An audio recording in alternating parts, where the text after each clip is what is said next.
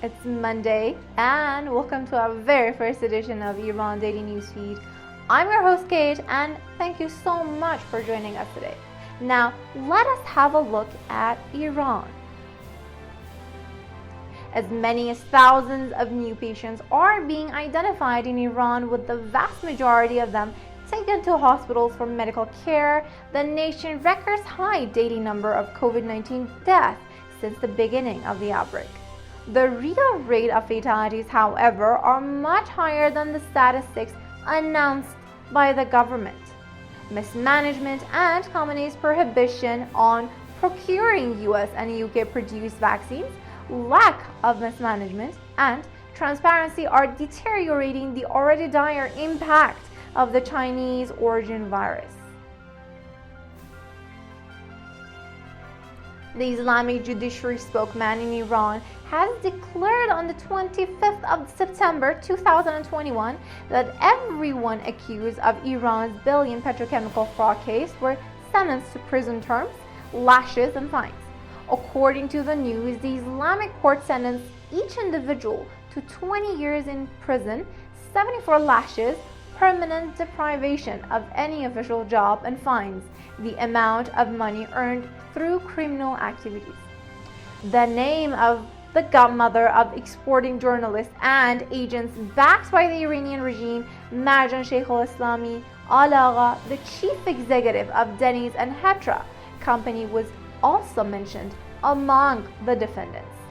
She fled Iran through Canada and lives there at the cost of Iranian people.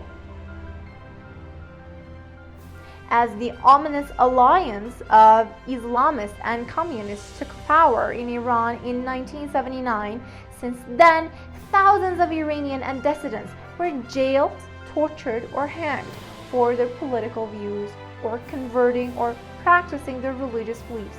Monarchists have always been the most oppressed, as nor the media outlets, neither the so-called human rights organization care about the grim conditions of Iranian monarchist prisoners as they should.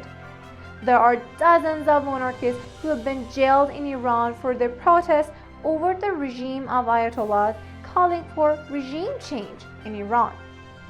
Sohaila Hijab, Shakila Monfared, Hamide Izzatpana, Hojatullah Rafei, Khaled Pirzadeh, Arshian Naqvi Anaraki, and Reza Mehregan are a number of monarchist prisoners who have been deliberately deprived of their fundamental rights, such as medical treatment and furlough. In the midst of June, Iranian monarchist Sasan Niknafas was killed in the Greater Tehran penitentiary due to medical misconduct carried out by the Islamic authorities. According to officials, the highest suicide rate in Iran belongs to the Housewives. A high-rank official of the Ministry of Health of the Islamic Republic announced that those who attempted suicide in the country have been mostly housewives. Since most villages in marginalized provinces, mostly southern areas, do not have a drinking water supplying system, women and girls are responsible for providing water for their families, forced to carry water in heavy receptacles, and sometimes over long distances. Meanwhile, the neighboring countries have overborne the water crisis and made a profit from desalination deep Persian Gulf water. At least 7 rallies have been held across Iran within the past 24 hours. The protesters include groups of citizens, teachers, laborers, workers, and employees gathered in protest of unpaid wages and unmet demands. That was all for today. I'm Kate, and thank you for the privilege of your time.